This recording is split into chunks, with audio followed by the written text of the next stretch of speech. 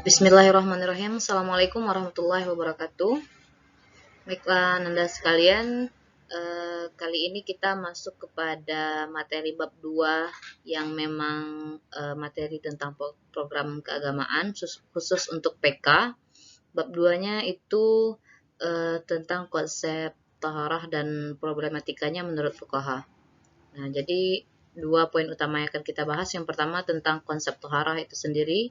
Kemudian nanti juga ada tentang problematika yang perbedaan pendapat menurut para fuqaha.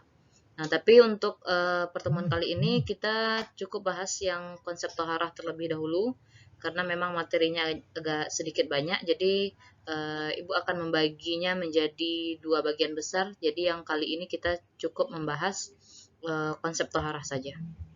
Oke. Nah, langsung saja yang pertama kita masuk kepada pengertian. Taharah itu secara bahasa berarti bersuci, sedangkan menurut istilah membersihkan diri, pakaian, dan tempat dari hadas dan najis. Nah, apa itu hadas? Apa itu najis? Nah, ini berbeda karena hadas itu hanya terjadi adanya itu pada badan, bukan pada tempat atau pakaian. Nah, berbeda dengan najis.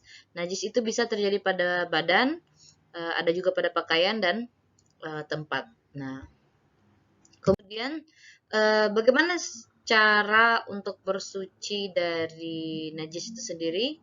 Nah, yang pertama kita harus ketahui dulu contoh-contoh najis itu apa-apa saja. Nah, yang pertama ada bangkai. Tapi di sini ada pengecualian untuk bangkai ikan dan belalang. Nah, karena bangkai ikan dan belalang itu tidak najis, jadi boleh dimakan. Nah, tapi kalau untuk bangkai yang lain itu merupakan najis. Nah, gitu. Jadi selanjutnya ada anjing, babi, serta hewan-hewan yang dilahirkan daripada keduanya. Kemudian ada potongan daging binatang yang masih hidup. Nah, jika ada potongan daging binatang tetapi tubuhnya itu masih hidup atau si binatang itu masih hidup, maka potongan tubuh yang kita dapatkan itu adalah najis. Nah, kemudian ada muntah, air kencing, dan kotoran manusia juga termasuk kepada najis. Kemudian sesuatu yang keluar dari dubur atau kubur. Dan yang terakhir, khamar. Nah, mungkin itu ada beberapa contoh dari najis itu sendiri. Selanjutnya, nah bagaimana cara bersuci dari najis? Yang pertama, dengan menggunakan air. Nah, tapi cara bersuci dengan menggunakan air ini juga tergantung kepada kategori dari najisnya sendiri. Yang pertama ada najis yang ringan yang disebut dengan mukhafafah. Ini cukup dibersihkan dengan air. Biasanya contohnya itu adalah kencing bayi laki-laki yang belum makan apapun kecuali ASI ibunya. Jadi ini biasanya kencingnya masih bersifat najis ringan atau mukhafafah, maka cukup dibersihkan dengan air. Kemudian najis sedang atau mutawasitah dibersihkan dengan air sampai hilang warna dan baunya. Nah, ini biasanya memang contohnya adalah kencing bayi yang sudah makan makanan selain ASI ibunya, jadi dia sudah berwarna, sudah berbau, maka cara mensucikannya adalah dengan air juga, tetapi harus sampai hilang bau dan warnanya. Nah, begitu. Kemudian terakhir, contohnya najis mughalazah atau najis berat. Nah, ini dibersihkan dengan air sebanyak 7 kali. Salah satunya menggunakan tanah. Nah, jadi ini tergolong kepada najis berat. Nah, jadi cara mensucikannya itu dengan menggunakan air, dibersihkan dengan air berulang-ulang kali sebanyak 7 kali. Salah satunya itu digunakan kita sapukan juga tanah. Nah, tanah atau maksudnya itu karena tanah ini bersifat suci, jadi salah satu dari yang 7 dengan air itu salah satunya menggunakan tanah. Begitu. Jadi diusapkan tanah, kemudian diulang lagi siramnya. Begitu. Nah, kemudian cara bersuci dari najis itu yang pertama dengan air, tapi tergantung dengan kategori najisnya, ada ringan, sedang, dan berat. Kemudian yang kedua, berubah benda najis menjadi sesuatu yang baik. Nah, jadi ada juga benda najis ini yang secara tidak disengaja pun, maksudnya bukan secara, ada juga yang dia benda najis berubah menjadi yang baik sehingga tidak lagi menjadi najis. Nah, begitu kira-kira. Yang pertama apa contohnya? Ketika khamar berubah menjadi cuka. Nah, cuka itu ketika sudah ada manfaatnya untuk kita, dia sudah bersifat baik, maka tidak lagi menjadi benda yang najis. Ada juga darah kijang berubah menjadi minyak misik atau parfum ya. Nah, jadi ketika sudah berubah menjadi minyak misik atau parfum itu dia tidak lagi menjadi najis. Nah, dengan syarat tanpa dicampur dengan benda apapun. Lanjut. Kemudian yang ketiga, membakar dengan api. Nah, ini terdapat beberapa perbedaan di para ulama yang mengatakan bahwa cara bersuci dari najis ini akan hilang dengan cara membakarnya dengan api itu. Pendapat ini hanya dipegang oleh Hanafiyah. Nah, sedangkan menurut Syafi'i dan Hambali bahwa membakar benda najis dengan api tidak dapat mensucikan benda tersebut. Nah, karena mereka beralasan bahwa debu dan asapnya itu adalah najis. Begitu juga pendapat Maliki yang berpendapat bahwa api tidak dapat mensucikan benda najis. Nah, jadi dari 4 imam mazhab itu hanya yang berpendapat seperti ini adalah Hanafiyah. Hanafiyah berpendapat bahwa membakar dengan api bisa menghilangkan najis. Tetapi menurut Syafi'i, Hambali dan Maliki hal ini tidak bisa menghilangkan najis. Nah, jadi tergantung atau kembali kepada diri kita masing-masing pendapat mana yang kita pedomani.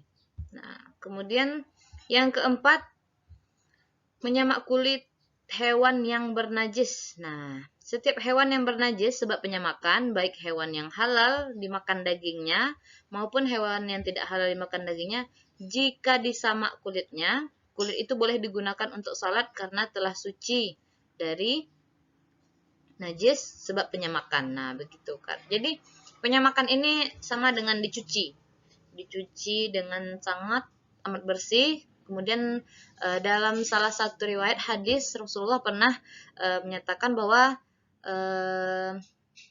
beliau menyuruh mengambil kulit hewan. Kemudian sahabat bilang, ya Rasulullah, ini adalah kulit hewan yang sudah mati, yaitu bangkai begitu. Apakah kulitnya memang boleh dijadikan untuk alas sholat? Kemudian Rasulullah bilang, samaklah, atau kemudian disamak dengan menggunakan air dan daun salam, maka setelah itu suci atau boleh digunakan untuk menjadi alas sholat. Nah, jadi menyamak kulit hewan yang bernajis itu setelah dicuci maka dia mampu menghilangkan najis dan berubah menjadi barang yang telah suci. Nah, begitu.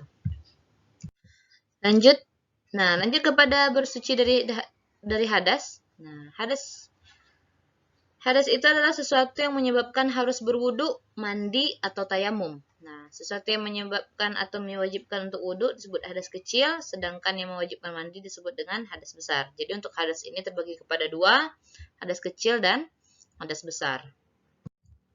Nah, apa-apa saja yang mewajibkan wudu? Yang pertama, adanya sesuatu yang keluar dari 2 jalur, yaitu dubur atau kubul, seperti buang air kecil atau buang air besar misalnya. Kemudian hilang akal atau gila, mabuk dan tidur. Mabuk dan tidur juga mewajibkan untuk berwudu. Kemudian menyentuh wanita tanpa perantara ya. Dan kemudian menyentuh kemaluan secara disengaja juga tanpa perantara. Nah, jadi hal-hal ini kalau kita sudah dalam keadaan berwudu, kemudian ada sesuatu yang keluar dari 2 jalur, kemudian mabuk atau tidur atau hilang akal, kemudian menyentuh wanita atau menyentuh kemaluan, maka wudunya batal dan diwajibkan untuk kembali mengulang wudunya. Nah, kemudian yang kedua yang mewajibkan mandi. Nah, yang mewajibkan kita untuk mandi yang pertama itu berjima, baik keluar mani ataupun tidak. Nah, jadi jika ada berhubungan suami istri, baik itu mengeluarkan mani atau tidak, maka setelah itu wajib untuk mandi. Kemudian keluarnya mani. Nah, jadi keluarnya mani ini kebalikan dengan ini. Kalau yang berjima tadi, ketika dia sudah berhubungan, baik itu keluar mani atau tidak, dia wajib mandi. Kalau yang kedua, keluarnya mani, baik itu disebabkan karena dia berjima atau tidak, kalau terjadi keluarnya mani, maka diwajibkan juga untuk mandi. Kemudian meninggal, orang yang meninggal tentu wajib dimandikan. Kemudian yang terakhir haid dan nifas. Jadi untuk perempuan yang haid atau nifas setelah melahirkan, setelah selesai maka diwajibkan untuk mandi besar atau mandi wajib namanya. Nah, jadi di sini tata cara bersuci dari hadas itu yang pertama berwudu. Tadi juga sudah dijelaskan apa-apa saja yang mewajibkan untuk berwudu. Tata cara berwudu tentu Anda sudah tahu, berniat, membasuh muka dan sebagainya sampai selesai. Tetapi ada beberapa yang hal-hal yang disunatkan dalam wudu seperti bersiwak, membersihkan sela-sela mulut, kemudian membasuh telinga juga termasuk sunnah dari wudu dan segala macamnya. Kemudian mandi juga kita sudah tahu tata cara mandi seperti berniat. Kita niatnya mandi tentu untuk menghilangkan hadas besar begitu. Kemudian berwudu dulu, membersihkan anggota wudu, baru setelah itu membasahi atau menyiram seluruh anggota tubuh mulai dari atas sampai bawah. Nah, kemudian jika tidak, nah yang ketiga itu tayamum. Nah, kenapa tayamum? Tayamum ini hanya akan kita gunakan ketika kita tidak bisa berwudu atau mandi alias tidak ada air. Nah, ketika wudu dan mandi itu menggunakan air, kemudian tidak ada, kita tidak mendapati, sedangkan dalam keadaannya kita harus segera bersuci, kita harus segera berwudu, kita harus segera mandi, tapi tidak ada air, maka baru digunakan cara bersuci yang ketiga ini dengan tayamum.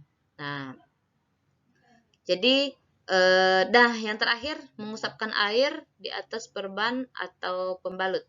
Nah, ini maksudnya ketika misalnya Ananda ada yang bagian tubuhnya yang pada anggota wudhu ada luka, kemudian harus ditutup dengan perban.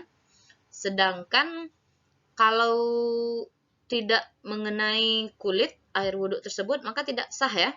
Nah, jadi bagaimana? Cukup mengusapkan air pada bagian di atas perban tersebut. Nah, begitu. Jadi pada bagian atas perban atau pembalut itu diusapkan air. Nah, karena memang jika dikhawatirkan luka tersebut jika kena air dia akan semakin memburuk, maka cukup mengusapkan air di atas perban tersebut. Nah, tapi jika memang tidak dikhawatirkan akan terjadi maksudnya dengan mengalirkan air atau mengalirkan air di bagian yang luka itu tidak akan terjadi apa-apa, maka dibasahi saja.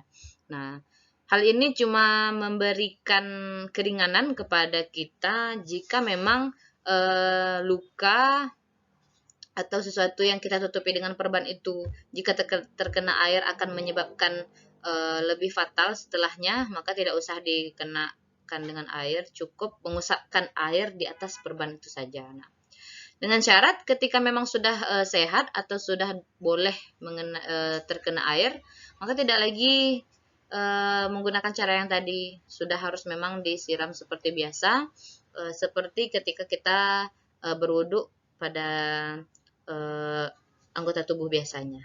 Nah, jadi mungkin sekian untuk taharah. Nanti pada part 2-nya kita membahas tentang bagaimana pendapat fuqaha tentang problematika taharah ini. Ada beberapa pendapat fuqaha tentang bagian-bagian taharah ini yang berbeda, apakah itu tentang mandi, apakah itu tentang wudu, juga ada beberapa pendapat yang berbeda. Nanti akan kita bahas pada part 2-nya. Oke, sekian dulu untuk pertemuan kali ini tentang taharah. Kita tutup dengan hamdalah. Alhamdulillahirabbil alamin. Assalamualaikum warahmatullahi wabarakatuh.